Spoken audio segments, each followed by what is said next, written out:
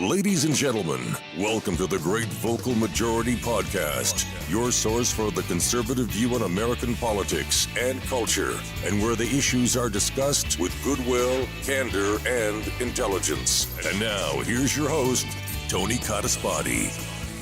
Thanks for the introduction, Duke. And this is Tony Cottaspati with the Great Vocal Majority Podcast, Volume 66, that I'm calling John Brennan, the Disloyal American. Now, this week, former CIA Director John Brennan renewed his attack on the patriotism of the President of the United States, Donald Trump. Now, if there's anyone in or out of government who's familiar with personal lack of patriotism, it's John Brennan. But more on him later. First, I want to focus on President Trump. Trump, let's face it, he does have a less than adroit use of language, and that has led his political enemies to question his patriotism at times. And we have to admit, however, that he has not acted in a way where those suspicions have been reinforced. In fact, quite the contrary. It's axiomatic that actions speak louder than words, so let's examine them briefly. Trump has been ferocious in pursuing the best interests of the United States, both domestically and internationally. And in doing so, he's met with some success. The use of tariffs as leverage to secure better terms in trade agreements is beginning to bear fruit. Tariffs have also been a useful tool against Chinese misconduct on trade in terms of intellectual property, as well as their duplicitous behavior in North Korean negotiations. Trump's opening of the ANWR to oil and gas exploration and his support of the coal industry and allowing coastal states to decide on offshore drilling promises to make the United States the leading exporter of fossil fuels.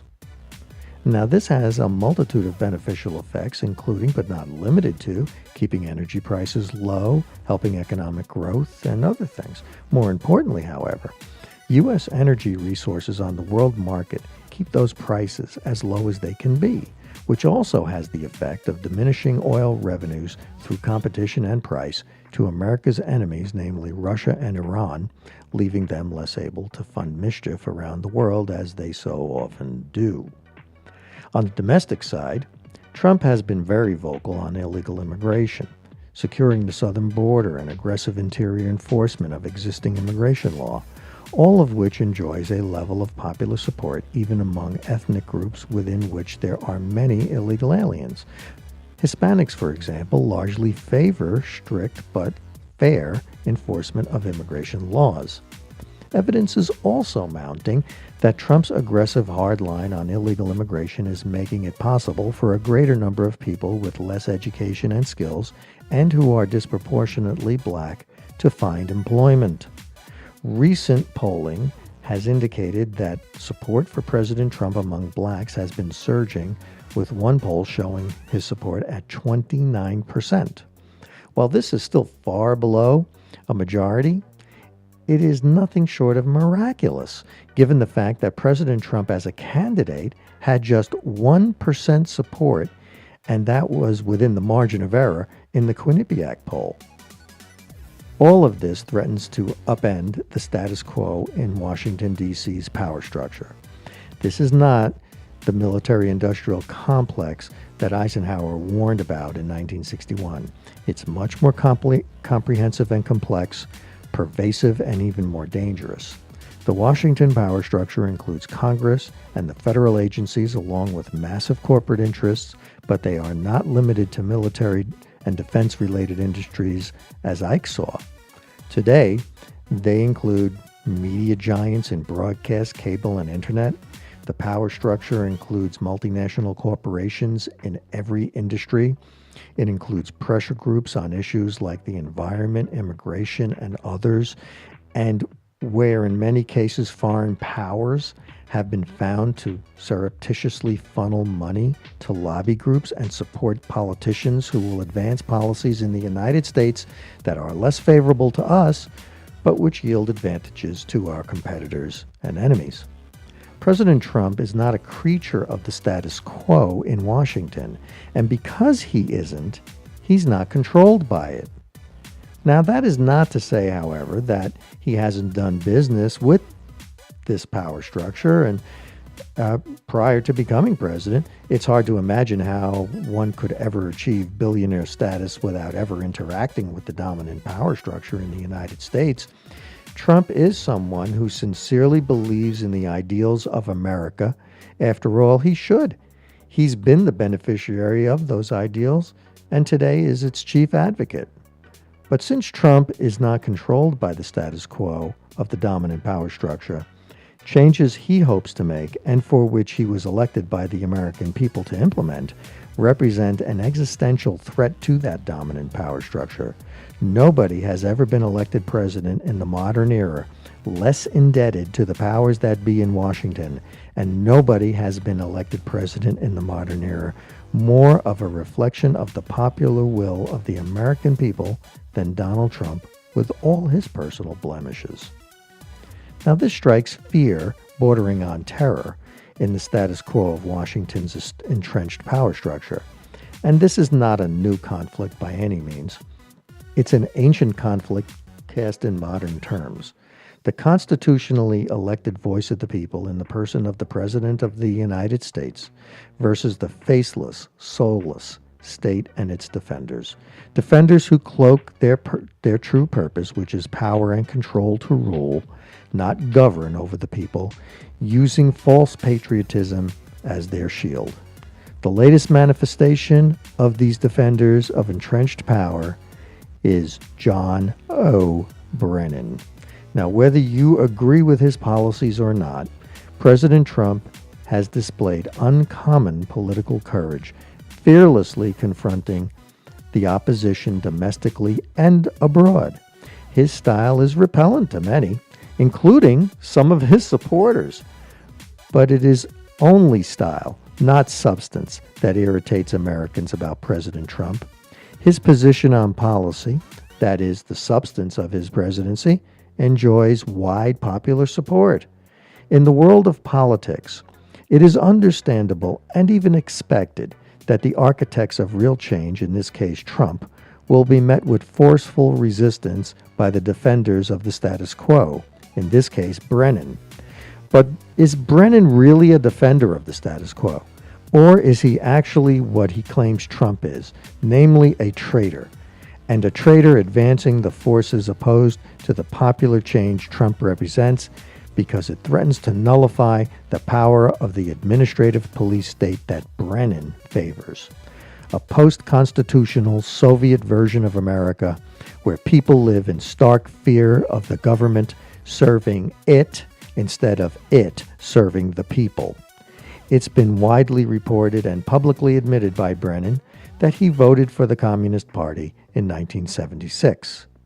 For anyone unfamiliar, communists are devoted to the overthrow of our constitutional form of government and the imposition of a communist dictatorship.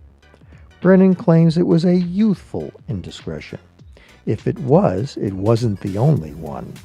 In his graduate thesis, which earned him a Master's of Arts in Government from the University of Texas in Austin, Brennan denied the existence of absolute rights and argued that a government could censor certain inflammatory speech.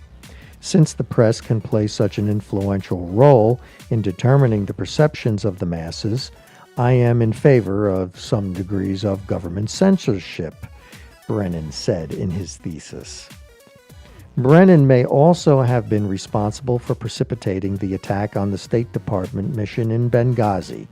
While in his role as National Security Advisor to Obama, reports say that Brennan ordered covert military operations by U.S. Special Forces against Islamists in Libya, without the knowledge of the State Department, Ambassador to Libya Chris Stevens, or even CIA Director David Petraeus.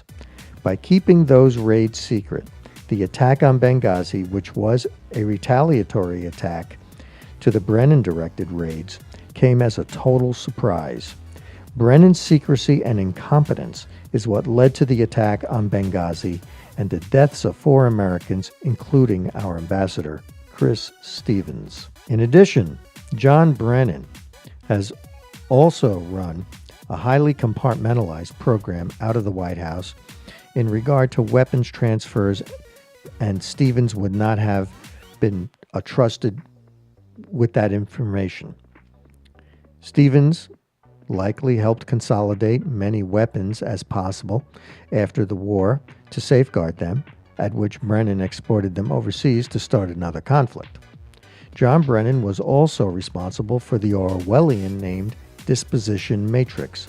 You probably haven't heard of this, but Brennan's disposition matrix, which he personally designed to allow the President of the United States to kill Americans.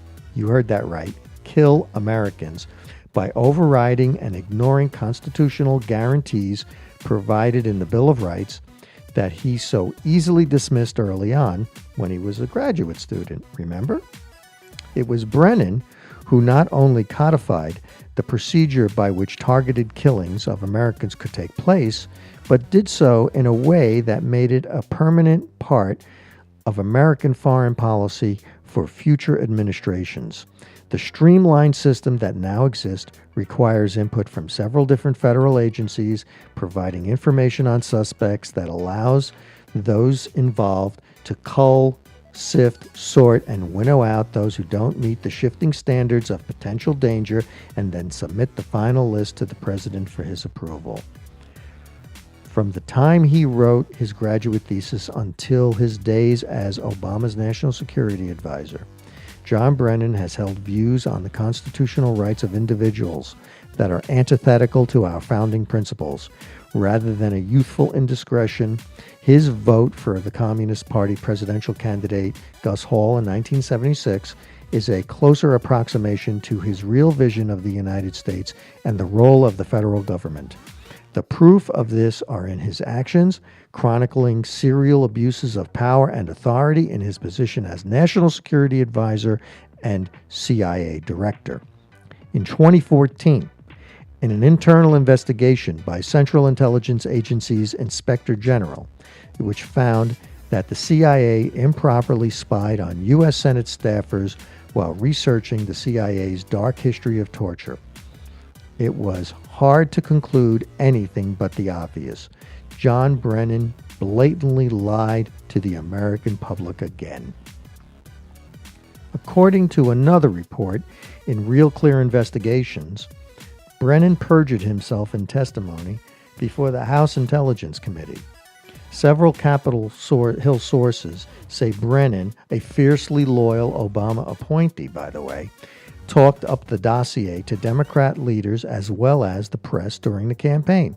They say he also fed allegations about Trump-Russia contacts directly to the FBI while pressuring the FBI to conduct investigations on several of Trump's campaign figures starting in the summer of 2016. In his May 2017 testimony before the intelligence panel, Brennan emphatically denied the dossier factored into the intelligence community's publicly released conclusion last year that Russia meddled in the 2016 election to help Trump's chances of victory. But in February 2018, Chairman David Nunes released a declassified memo revealing the extent to which the FBI had relied on the Steele dossier as part of their investigation into possible collusion between the Trump campaign and the Russian government actors. Again, Brennan was exposing as lying under oath. He testified that he knew nothing about the dossier months after the date of the declassified memo. Moreover, it flies in the face of Brennan's behavior in the summer of 2016 when he talked about the dossier to Democratic leaders and the media. There is simply no blinking at the fact that John Brennan is a liar and a partisan political hack. His actions and his words against the duly elected president in office today, Donald Trump, proclaim loudly his disloyalty. Not disloyalty to the president, but to the presidency as an institution and our constitutional form of government. For the great vocal majority, this is Tony Cottaspoti. Thanks for listening, and please subscribe to the podcast, as well as the YouTube channel.